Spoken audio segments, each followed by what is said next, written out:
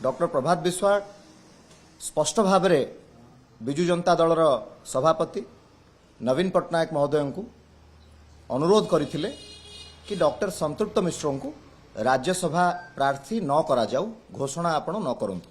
ए कथा को डॉक्टर प्रभात विश्वास रखिथिले नवीन पट्टनायक पाखरे। तो यह दलर हित पाई थिला। तो यही जेतबेले सत कथा डॉक्टर प्रभात विश्वास कहिथिले एवं केवल कथारे कहि नथिले, तथ्य एवं प्रमाण सहित मध्य नवीन पट्टनायक पाखरे उपस्थापन करथिले। महाप्रभु जगन्नाथंकर आशीर्वाद अच्छी, सत केबे लुचि रहे नाही।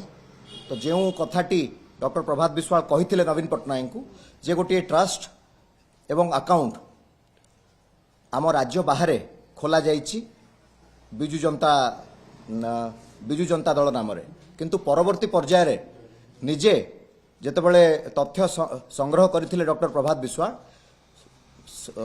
स्पष्ट भाव में जना पड़िथिला जे प्रभात पुरुष बिजु पट्टनायक नाम नामित एवं 5 थर जे मुख्यमंत्री होइछंती श्रीयुक्त नवीन पट्टनायक नाम नामित बिजु नवीन इंस्पिरेशनल फाउंडेशन गठन करा जाइछि न्यू दिल्ली रे।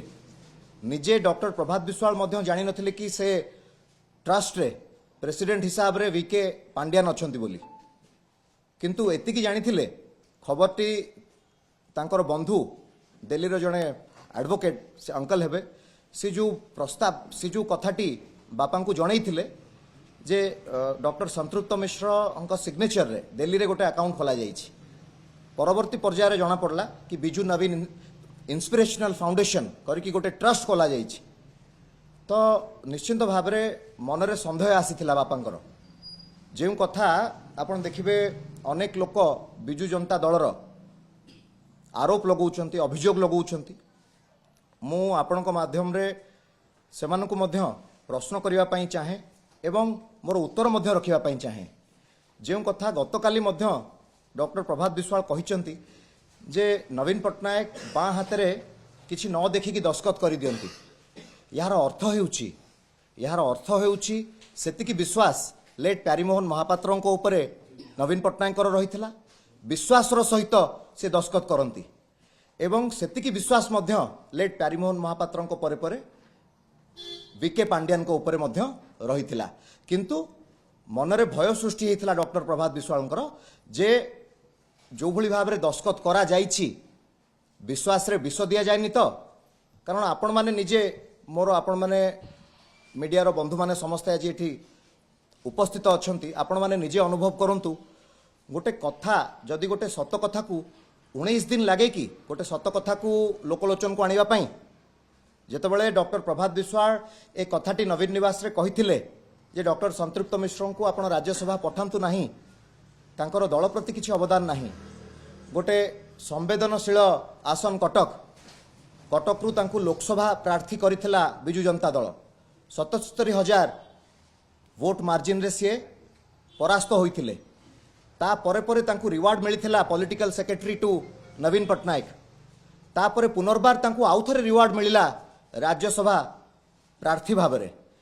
सेथिरे किछि आपत्ति नहीं, आमर व्यक्तिगत शत्रुता संतृप्त मिश्र संगे किछि नहीं, किंतु जेतेबेले खबरटी मिलिथिला कि आउटसाइड स्टेट ओडिशा बाहर एभली गोटे ट्रस्ट एवं अकाउंट खोला जाइछि, ता निश्चिंत भाव में संदेह घेर रे समस्त को केवल डॉक्टर प्रभात विश्वास नुह प्रत्येकटी बिजु प्रेमी मन रे ये प्रश्न जे कौन पाई ओडिशा बाहर एभली गोटे ट्रस्ट एवं अकाउंट खोला जाइछि।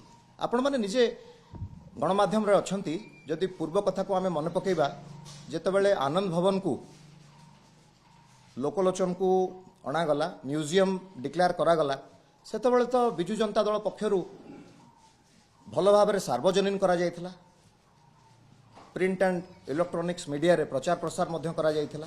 तो सेही भली भाव में जदि गोटे भल उद्देश्य रखी, जदि सेवार मनोवृत्ति रखी, जदि बिजु नवीन इंस्पिरेशनल फाउंडेशन टी गठन करा जाइथिला, ताहले तार स्पष्टीकरण जो दिन डॉक्टर प्रभात विश्वास नवीन निवास रे नवीन पट्टनायक पाखरे ए कथाटी को उपस्थापन करथिले, सेही दिन कोन पई नवीन पट्टनायक ए कथा को एक्सेप्ट कर नथिले, एडमिट कोन पई करि नथिले, कोन पई बापा को से दिन बहिष्कार कले। जदि से कथा को से दिन एक्सेप्ट करते एडमिट करते ताहले निश्चिंत भाव में डॉक्टर प्रभात विश्वाल निजे कही जो जो विधायक मैंने आसीथिले अनुरोध करने तांको निजे बापा कही कहले कि जदि यार स्पष्टीकरण डॉक्टर संतृप्त मिश्र दे दियंती कि सी गोटे ट्रस्ट गठन करना ओडिशा बाहर ताल निश्चिंत भाव में पुओ विजु जनता दल को ही भोट देव।